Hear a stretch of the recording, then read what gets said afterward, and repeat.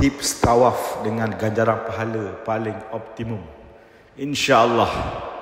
Al-kisahnya, ibadat tawaf tiada bacaan khusus, yang mana selain takbir Bismillah Allahu Akbar sewaktu melintasi Hajaratul Aswad, dan doa minta kebaikan dunia dan akhirat, serta bebas dari api neraka sewaktu nak habis pusingan Rabbana Atina hingga akhir tu, maka korang bebas nak berzikir, berdoa atau membaca Al-Quran. Suka saya kongsi hadis Nabi bab amalan berganda-ganda, yang mana jika kita baca dalam tawaf seolah-olah khatam Al-Quran berkali-kali, juga mendapat pahala seperti memerdekakan 10 hamba dan macam-macam lagi pahala. Allahu Akbar. Nikmat mana lagi yang kita dustakan? Jadi cadangan saya, bacaan awal tawaf pertama, kita dengar hadis ni. Nabi bersabda, sesiapa membaca la ilaha illallah wahdahu la syarikalah lahul mulku wa lahul hamdu wa huwa ala kulli syai'in qadir 100 kali, maka baginya pahala seperti memerdekakan 10 orang hamba, ditulis 100 kebaikan, dihapuskan 100 kesalahan, dan ia menjadi pelindung dari syaitan. Tiada seorang pun yang lebih baik amalnya kecuali yang melakukan lebih daripada itu. Hadis sahih Bukhari dan Muslim.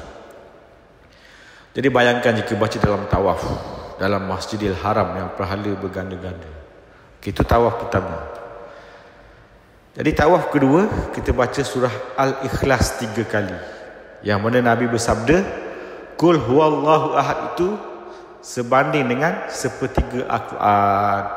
Riwayat Bukhari dan Muslim. Maksudnya membaca sekali mendapat pahala 1/3. Jadi baca 3 kali dah khatam dah Al-Quran. Jadi bayangkan tuan-tuan, dalam tawaf dalam Masjidil Haram pahala berganda-ganda, tuan baca 3 tadi. Okey, tawaf yang ketiga, baca surah Al-Kafirun sebanyak 4 kali. Kenapa diriwayatkan Rasulullah sallallahu alaihi wasallam bersabda, Qul ya ayyuhal kafirun menyamai 1/4 Al-Quran. Jadi baca 4 kali, khatam lagi Al-Quran. Allahu Akbar. Keempat, tawaf keempat baca apa? Bacalah surah Al-Zalzalah. Iza zulzilatil ardu zilzalaha, surah 99. Kerana Rasulullah bersabda, baca surah Al-Zalzalah sekali menyamai separuh Al-Quran.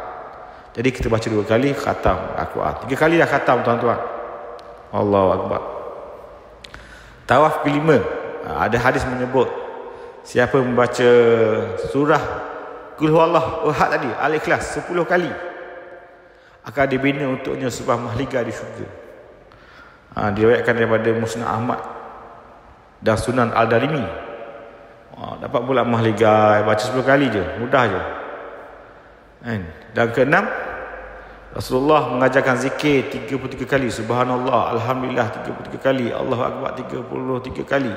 Nabi bersabda, jika kamu lakukan zikir ini, kamu akan mengejar orang yang telah mendahului kamu dalam pahala, dan tiada siapa dapat mengatasi kamu. Yakni pahala zikir ini menyamai kelebihan mereka yang bersedekah, berhaji, berumrah dan berjihad. Allahu Akbar. Bayangkan jika baca dalam tawaf dalam Masjidil Haram yang pahala berganda-ganda. Tawaf ketujuh, tawaf terakhir, macam saya cakap awal tadi lah, tiada bacaan khusus, maka boleh doa taubat dan minta apa-apa. Baca ayat kursi pun ada ganjaran besar. Baca Al-Mulk dijanji bebas azab kubur. Baca Al-Kahfi boleh selamat daripada fitnah Dajjal. Baca Yasin pula banyaklah kelebihan dia. Jadi boleh baca, tak ada masalah. Cuma saya nak kongsi ada hadis cerita bab kelebihan berdoa kepada saudara Islam tanpa mereka tahu. Daripada Abu Darda radhiyallahu, Rasulullah sallallahu alaihi wasallam bersabda, doa seorang muslim untuk saudaranya tanpa pengetahuan orang itu adalah mustajab. Di sisinya ada malaikat yang ditugaskan. Setiap kali dia mendoakan kebaikan untuk saudaranya, malaikat itu berkata amin, dan engkau juga akan mendapat seperti itu. Riwayat Muslim. Jadi bayangkanlah dalam tawaf dalam Masjidil Haram yang pahala berganda-ganda, maka tolong